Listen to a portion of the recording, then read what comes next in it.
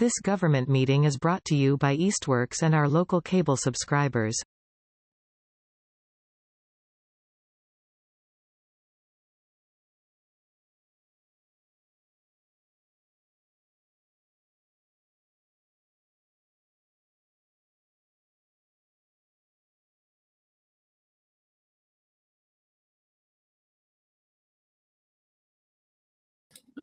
You've been muted this whole time. Oops. That's okay. I think if after the 2-year cycle, if I remember correctly, then if it doesn't, then it just like is gone, and then you have to reintroduce it.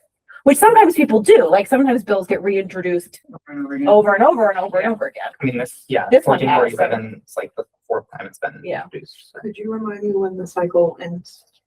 Like soon, I think. Right? The news cycle, the deadline to submit bills for the news cycle is January 15th. Yeah. And I feel like there's something about like summer where like they finish everything. Yeah. So I think it ends soon.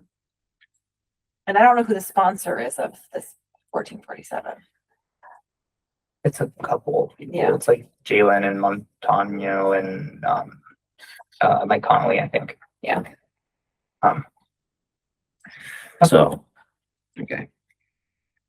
So I think similarly to the compromise legislation too, like the ballot initiative getting thrown out has really stripped all the leverage from that legislation. So I'm not necessarily optimistic, but given the things we have to do, I actually, what Carl said, I agree with. We should meet again to like meet the urgency of the moment, but we probably still will spend September. Like our committee maybe needs to meet and get our things. yeah. So I think just for the sake of making something that's complete and that we feel good about. and I'm clarifying this. The registry and the registry's purpose, like there were a bunch of ideas for it. So do we build that into what we bring to the city council? So we bring them together. We show this is a package. Let's get it. We kind of totally decouple them because we don't want one or the other to weigh each other down. I think that that's a question for when we discuss the administration and like compliance part of this, because we could propose that as a mechanism for administering the program. It's just a higher cost method of doing so, and we would expect those costs to be passed on to tenants and XYZ. Whereas I think some of the other examples that we've seen are very complaint driven. Like you as a tenant just appeal to someone, either professional or some sort of board that adjudicates the decisions, and it is on you as a tenant or on you as a landlord to like be aware of what that number is. And then you sort of like, if there's a problem, you sort of figure it out before this board. So there are options there, but I think that if we were going to talk about the registry, it would be in that section of it. I just have concerns about the political will of the registry, which costs money and a human. So it just feels like in this particular budget situation, But the registry brings in income from the landlord. Yeah. I mean, yes, after we get it up and running and we hire a person to I'm worried about You're worried about the setup. I'm worried about the setup and how it would in this particular budget cycle would be like, would it go anywhere? It doesn't mean we shouldn't bring it up, but I just worry that with all the other stuff that's going on, that like there's still cuts even though the override passed. And so, But it could be, depending on what we said, it could be an income generator. Could be. eventually. Could be. So, yeah. And I mean, maybe it's not a conversation for this budget cycle. Maybe it's if things are successful, we still have to have a mechanism, right? Regardless of what we propose, we have to have a plan for how we're enforcing it. I'm curious from the mechanics. So we present it to city council in September. It gets sent to committee.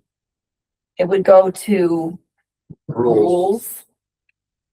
So we're making the assumption that rules is gonna like jump on this. Well, Felicia's on rules. Okay. And I think that we can push them to, if we establish that this is we're trying to meet this deadline and that we want the council to vote whether or not that is. Like in December, they have to vote. So Yeah, that we can, yeah. yeah. I think that there's often, to be diplomatic, there's often a desire to keep things in the kitchen and just keep working on it Yeah. and just until the idea that everyone agrees on it. But if I have a feeling that there's going to be one or two counselors that just aren't going to agree and with a proposal that makes sense to this group. So if is what it is, then that is what it is. Okay. And we'll just have to push for that. Like we want it voted by a date. Okay. So yeah, sorry, there's two other things I wanted to mention, but then we got into a really good conversation and I lost my train of thought. No, and I just looked at the statute and you were right about that. Elections is listed. Yeah. The actual things that we need to design. So that's what I can speak to. So some progress on the research and compiling information on the actual like draft legislation or draft ordinance. And what I found out is that it's a little bit more involved than I thought, in that we do have to create a separate like legislation that has like its own, this whole like whereas clause, like the housing crisis in Easthampton, the definitions and purpose and all that stuff. And that legislation is worded in a way that says like Easthampton is allowed to enact ordinance that can do X, Y, and Z, and here are the specifics of that. And then, and this is what I still need to figure out, and I have a call scheduled with Mike Connolly, and I'm also going to try to get a call with either Paige or Sheila from Boston again, or get them to answer my question about how specific we need to be with an actual draft ordinance with what we submit to the legislature. Because if we don't have to do that part, it might make sense to just move forward with the legislature, which is a lot less specific, and I think it would be a lot less difficult to get through like the city solicitor, just because the mechanics wouldn't have to be all laid out yet. So that's something that's to be determined. For the time being, I have Somerville and Boston draft legislation here on the share. So this is for the one for Boston. Again, it's just like findings and purpose. That stuff is fairly boilerplate. Yeah. I mean, you can work off of that. Yeah, we could pull very heavily from these. So section 2 powers. So shall not apply to the following types of properties. So the city on an annual basis may set, so they set like sort of the authority to set a percentage. They do like consumer price index. So these are the parameters that we've already gone through, but just seeing it written out like this may be helpful just in the process. And then the Somerville one is a little bit different. What happened to Somerville? I can't remember. It just It also died in committee. It was similar to everything. the- Yes, Boston went first, then Somerville. Yeah, I think so. So this one's a little bit easier to read because the formatting is less ugly. But the other formatting is like the classic legislative format, right? Yeah. Did Somerville, I don't know much about Somerville's, did Somerville add, feels like Boston's died because they let it die because the mayor changed her mind and it was just sort of, Yeah. but do we know anything about Somerville's efforts? Not specifically. I think it was a much less public process. Like Boston had all their stuff very out there and they created a website to make it all easy to find. So the Somerville process, we would have to dig through Okay. committee meetings, I think. Which I'm not suggesting we do. I just didn't know if we happen to know. No, I mean, I think Representative Mike Connolly, who I think represents Somerville, but he was involved in this legislation and I know him sort of. So I'm trying to get a meeting with them to talk about. I'm just curious the difference. Boston basically kind of let it go. Did Somerville advocate really hard and still went nowhere? Because that just gives us a sense of I don't know how hard it's What gonna we're be. up against. Yeah, what we're up against, right?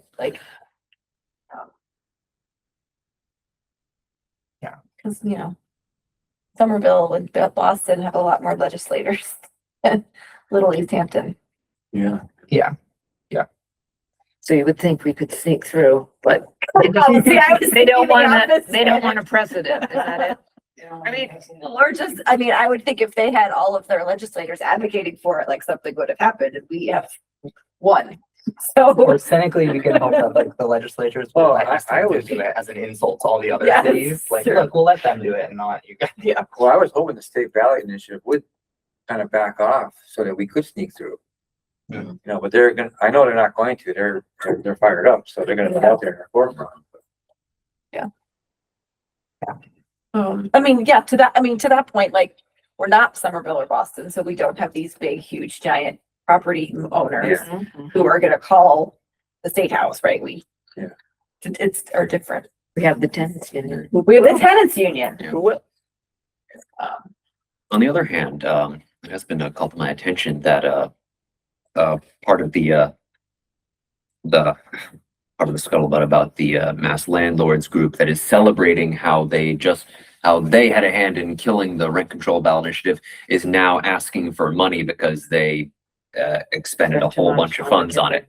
And I think, if nothing else, there is some value in sort of a hard-nosed determination just to make their business that much more difficult in the state.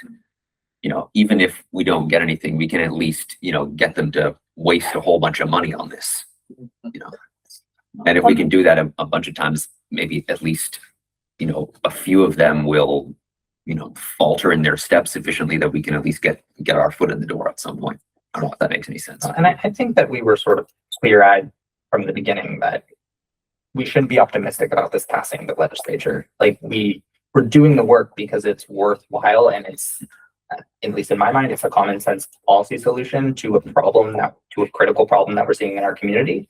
And like, that's worthwhile to push for the sake of educating people and, just doing the right thing and wanting policies to reflect the priorities of our community and the health of our community.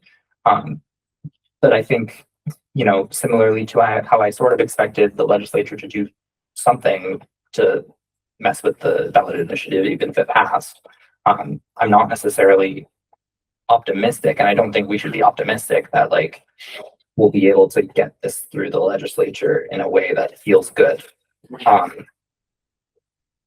But I do still think that it's worthwhile to like build a policy that works for Easthampton and be part of this pressure that we're putting in educating the public. And in some ways, that battle is, or that war is being won. We lost the battle of the ballot initiative, but in terms of public opinion and in terms of the amount of communities that are seeing this issue and passing resolutions and all the things, like we're on the winning side of that. So I think continuing to push and build that pressure is worthwhile. And resurface some things we can do, not waiting for this. That's So, yeah. and so that could possibly be an example to the legislature, like, why are these people we are electing to serve us and the common good not able to do anything that the people want? We talk about this idea in like in the politics of the policy process. And my public policy program was like, the policy arena is something that you want to take advantage of when you can. And the fact that the question of rent stabilization is before just the general zeitgeist. People are talking about it. People are thinking about it as a tool to like, they're like, oh, this is actually a tool in our toolbox. And more people are seeing it as something realistic that we can use in our communities. And that's something that we need to press and we need to keep it on the policy agenda. Like they're like healthcare. It's like we went through this period of time where everyone forgot about single payer healthcare, and then now it's like the Medicare stuff is expiring, and everyone's like, oh my gosh, we never fixed the healthcare problem. And I think that this is similar. Like we just need to, housing crisis isn't going away. We just have to let it not be silenced by feeling discouraged, I guess. The other issue these days. Yeah. I have a silly process suggestion. Exactly. We should do this like Mad Libs, just like take out the lines of the specifics for Somerville or Boston, and we could each come with our answer to the next meeting. Yeah, and like, And I think the Somerville tenants could one- come too, the landlords could come too. Make a day of it. Yeah. I think the Somerville one has the just cause eviction protections. I don't think the Boston one does. So it's interesting. Yeah. Be interesting. But they don't have, there's no registry provisions either. I guess that's because that's the local. Yeah, and that's Well, that each they one is don't tailored to need each permission to do. Right, like we wouldn't put that in because Right. we're not gonna wait for them Yeah. to give us permission. Yeah, and we don't have to put in how we plan on administering the program, as long as we're administering it within the bounds of MGL, Yeah. which would allow us to do it like a registry if we wanted to, or some sort of registration requirement. I know, I see the just cause eviction protections. I don't see any of the other, I didn't see any similar policies to those that were suggested at the, listening sessions. Is there, do you know of any other examples that might provide a framework whereby we could implement, say, the vacancy penalty or other policy like that? That's a good question. Because I know there used to be vacancy penalties in the law previous to the 1994 repeal. You know, it might be worthwhile to see if we could dig up an old copy and, Yeah. print some language from that. That's a good research question. Hold on. I guess also just process question. We haven't actually like gone through and talked about what we we Yeah, all agree should be Mhm. in it. So I just want to make sure that like that's also part But of that was kind of my idea with the Mad Libs, like you could, Yeah, like you could say, actually, skip this, or right. then this part is missing. Like we heard a lot of great ideas at the listening session. I don't know that all of them are gonna make it into the I guess that's my question. I assume that they're not all gonna make it in based on we have to I kind of. think I put those in the summary that I sent you. yes. So, I pulled out all of the suggestions that the tenants made and the suggestions that the landlords made, and all identified in that document. yeah, and that's So, but now I on the think share. So In we terms of, can- the vacancy, so the statute says, including regulation of occupancy, services, evictions, condominium conversion, and removal of properties from such a rent control scheme. So all of that wouldn't necessarily have to fall within a home rule petition for us to enact it. Yeah, so occupancy, if you're talking about vacancy. Yeah. Fines for vacancy, I think that falls under the occupancy. So that was also why I wanted and why I felt the need to really spend some time talking about the timeline and workflow here, because I want to set up a framework for how we're going to talk about that, whether it is just like we have 2 meetings in August, and meeting 1 is we talk about the first 3, and meeting 2 we talk about the second 2, or our second meeting in July we start those conversations, and then in our August meeting we finish them, and then maybe if we need a second meeting in August, we can have that to like approve final language and then submit before September. But those are just the ideas that I had floating in my head around that. I'll also say Donna and I worked on a survey to collect additional information and feedback from the public. So this has a lot of the same information that was involved, or that was included in the presentation that we gave at the listening sessions. So describes what a home rule petition is, what the key parameters are, describes the questionnaire, and I do questionnaire design as part of my job, so I took some time and tried to make it as accessible and good as possible.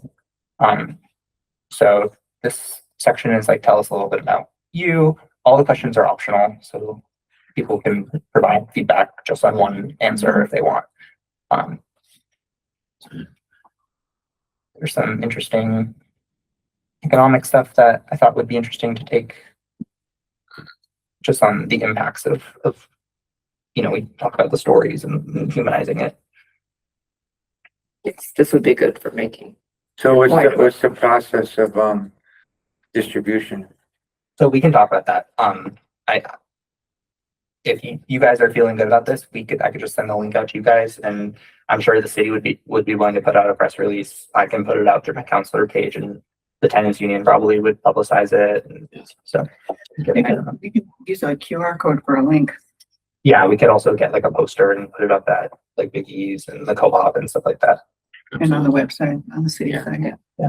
I have lists, so could send it to them. Yeah, ESP and yeah. ESP and Um, say maybe.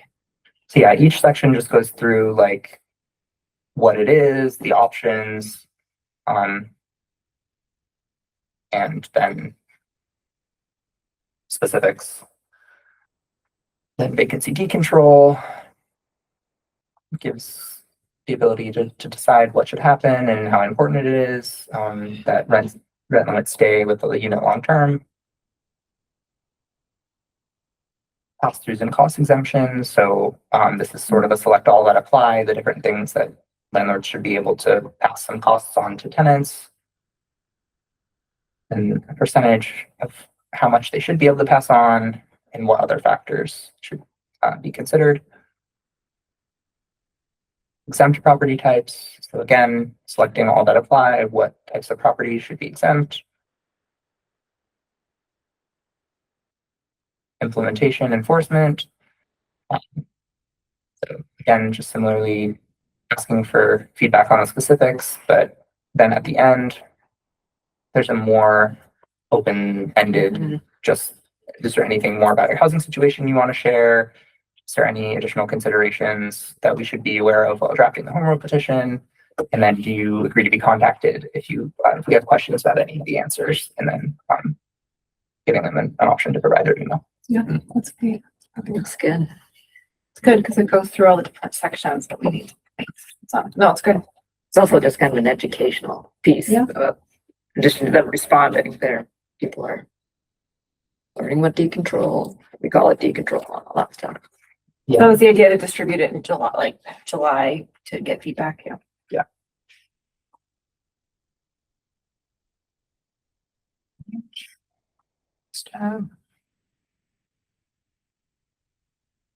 Okay, so if we start distributing that like this week or next week, and we have until our next meeting, we can maybe check in to see like how much response we've gotten, and I think we should probably keep it open until August, just to collect as much as we can.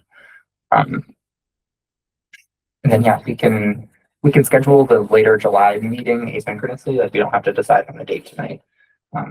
But I do like the idea of at least one additional meeting in July and then maybe one in August if we need it. We're cramming at the end. Yeah, It always happens. If a small group wants to meet too, if we're not gonna have a quorum, like that's also fine. And It could be a working group. yeah, we can get, Everything. I'd be willing to engage with that. all right. So I think overall, I think that we have a good general idea of the process moving forward. There is one additional thing that I wanted to flag for everyone. And that is the Somerville process. This is related. The anti-displacement task force was the group that drafted the legislation and pushed for it to be a home rule petition. But they had a more broader framework that I thought was really interesting and just wanted to share with the group. And there's a ton of information online for this as well. So they sort of created an anti-displacement task force to address three things. So creative displacement, residential displacement, and small enterprise displacement, which I thought was very, For our city. Yeah. I feel like we're seeing similar struggles. And they took, so each of these were a separate committee within the task force, and then they were tasked with coming up with identifying the most susceptible populations and what the impacts were, reviewing the current and potential strategies, and then developing a set of policy and programming suggestions. So they did that, and this is the summary report that I also uploaded to the share for everyone if you want to find it. Is it in, we have a folder called reports, right?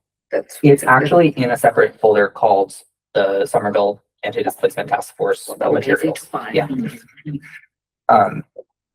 But yeah, this is a very interesting report. This is a 21-page summary report, but there's also one specifically for the residential task force that's really interesting, and they go through their the red stabilization. They go through some of the other stuff that might be interesting for this group to look at. Let me see if I can.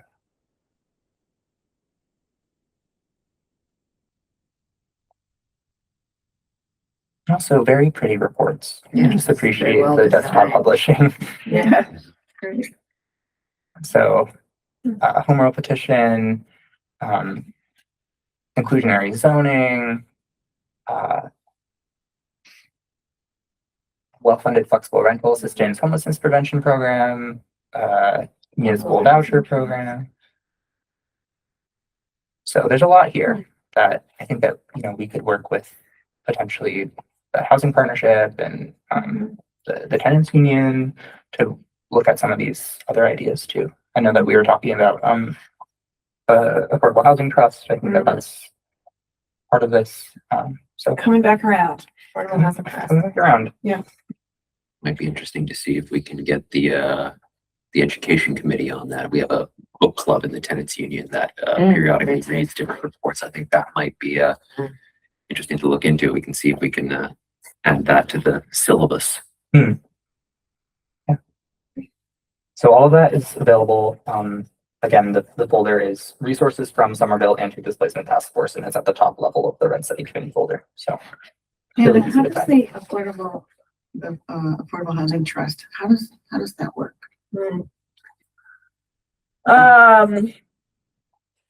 We have to, city would have to pass or I don't even remember. City has to agree to do it. I think it would be a general ordinance. It's a general ordinance. And it's like similar to like any of these things. We have to set up a structure. So we have to set up who's on it. Yeah. And then how the funds come into the trust, and then how the funds get distributed from the trust. Mhm. So, you could come in from you could charge a fee. It could be, some communities use CPA funding. So every year the CPA committee puts X amount into the trust. Communities that have more development have developer fees, the developer pay. Some communities, I don't know if this is true anymore, but used to have in lieu of. So if we had an inclusionary zoning ordinance, you could pay into the trust instead of building the affordable units, for example. A pilot program, payment in lieu of taxes. Yeah. It could go into that. Yeah, probably. And then you have to have a mechanism of who sits on the trust, who governs the trust. I feel like that's where we always hit a wall, because it in some ways circumvents council's authority. Uh-huh. So some communities set it up that the trust spends money, Yeah. buys property, makes decisions, and that always felt people were uncomfortable with that. If you do it through council, then you're just kind of bogging down the system, Yeah. right? So Yeah. the part of the idea with a trust is it could act quickly, Mhm. which the city can't. And so if there was a property for sale and the city was oh, we want to buy these 2 acres because we want them to be for affordable housing, the city needs to act the trust could be more nimble Right. than the city. But that is where we always tend to kind of got stuck. Yeah. Also, the other place we got stuck, quite frankly, was a lot of communities don't have a housing partnership and a trust. Mhm. So then does the partnership dissolve to be the trust? The trust is a kind of a different animal and has different seats. So we just never got there. We just never got through. We've talked about it in the 19 years that I've been here, probably 3 different times.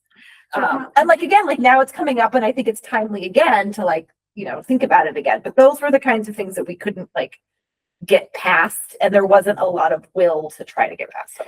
And how are the funds expended? Is that, you talked It's about up to buying the- property, yeah. but you could also support, if there was, if somebody's, someone on a fixed income and their income or their rent was suddenly raised, you could provide them with some support for a period of Usually, time or something no. like that. A lot of times it was, I don't know, that we could investigate. Typically, it was around long-term affordable housing. So building affordable housing, Buying and buying and converting, Buying with like deed restriction. buying deed restrictions, trying to think, there was a community on the Cape a long time ago that had a municipal voucher program similar to what Somerville was recommending, and that might have been funded by their trust.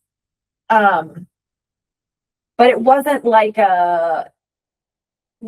raft where like a tenant applies. It wasn't, I don't think, I mean, again, it could be, but when we were looking at it previously, it was not individual. It was more like long-term affordable housing focus. And it got stuck here in Easthampton because the administrative structure, no one could agree on what that I mean, I don't know that we like tried super hard to agree on it. It just never felt like we could figure out how to move it forward. It wasn't like the mayor and any mayor was like, I want this. Yeah, Housing that's, partnership, figure out how to make it that's happen. really what we needed. Is like, It was more like the housing partnership, like, oh, maybe we should do this, but nobody was like asking us to do it. And so I think it just kind of, you would have needed a couple like counselors or the mayor that like really wanted to make it happen and was willing to like direct city yeah, resources. Like we would have to have Allison like research and yeah. do stuff. Mhm. And again, because it can circumvent council, like that is currently like not a thing that happens in Easthampton, right? Like everything all spending goes through council. So this would be like a significant departure from like the way that we currently operate. And I think that's where also people are kind of like, eh. So, but it doesn't mean that the time isn't right now as we're thinking about all these other things. Because it does have to do with long-term affordability. So you could like buy affordability in a, like the 17 Adams Street example, right? Like the trust could invest $100,000 in buy deed restrictions. CPA could do that too. I can't exactly remember the difference, but could be faster because you don't have to go to CPA. But it's something I want to talk to you about and we can talk about it later. But the subsidized housing inventory that's set to expire before 2030. Oh, like units coming off, I think we're supposed to lose like 60 units. So, rehab units? I don't know. I don't know what project they're from, but we should Okay, talk we about can that. Yeah. All right. So I have my work cut out for me in terms of following up with you guys and setting up another meeting. Continuing some of the information gathering on these moral petitions, but it sounds like you guys are able and willing to get more involved in that process. So, especially for meeting again this month, I think we'll have a little bit more structure. And I think your idea of starting off with sort of like Madlit. Do the structure. And then I think for that meeting, if it's okay with you guys, I'll put on the agenda a discussion of setting the cap in the property exemptions, and we can just start that conversation. We could have like some flip chart paper and sticky notes sort of stuff if we wanted to be more, well, maybe that's hard with the audience. I don't want to mess up our camera. But I was about to suggest the whiteboard, but it's out of shot. yeah, the whiteboard looks like it's seen better days. Yeah. I also I made the mistake of leaving it on mute for the first half an hour. So, Yeah. What we have. Yeah. Which is apparently have a brain cell today. I'll be on vacation on August 4th, but I'm happy to meet again in July or So another time in August. along those lines, what do you think about July 28th? I can do We that. can, Just wanted to start throwing out dates. that's I all. think that's kind of the only That isn't, Tuesday in July. it's an ordinance committee meeting. I just threw that out because it was 2 weeks. There was no I can't. no do- magic to it. I'm on the 21st. No, I'm just throwing that in. You're on ordinance. Sorry, what dates are? What dates? So we floated the 28th, which wouldn't be a good day unless we met earlier. How earlier? Like 5. Yeah, but you don't want to cut that meeting short if we're still brainstorming. Yeah. I mean, I could meet that Monday. I could meet that Wednesday. I could meet the previous Tuesday, the 21st, also the 20th or the 22nd. Well, we want a little bit of time to think about it and prepare for that meeting, right? So we're meeting probably 3 weeks from now. Give us a little more time. 2 weeks would mean we met in 2 weeks. It might, and then if we needed to, we could add another meeting in August. I am gone 17th to the 24th. What about the 29th, I like the 29th. Wednesday night? I can do it. I can do that. It's the full moon. What'd you say? Pedicure appointment. If you booked you 2 years ago. Which I did like book like 4 months ago. Yes, that's what happens. What time are we talking about on the 20th? Where do you go there? You have to go so far in advance. It said 6:30. I could meet earlier, or I could meet on Monday, the 27th. Or you could meet without me. Or I could be on my phone. I mean, I could do the 27th. I can do the 27th. Yeah, I'm good for that. Let's do the 27th. Hold on. Sorry. At what time? We'll save Jim's pedicure. Self-care is very important. We're saying rent study at 6 on Monday. Yes.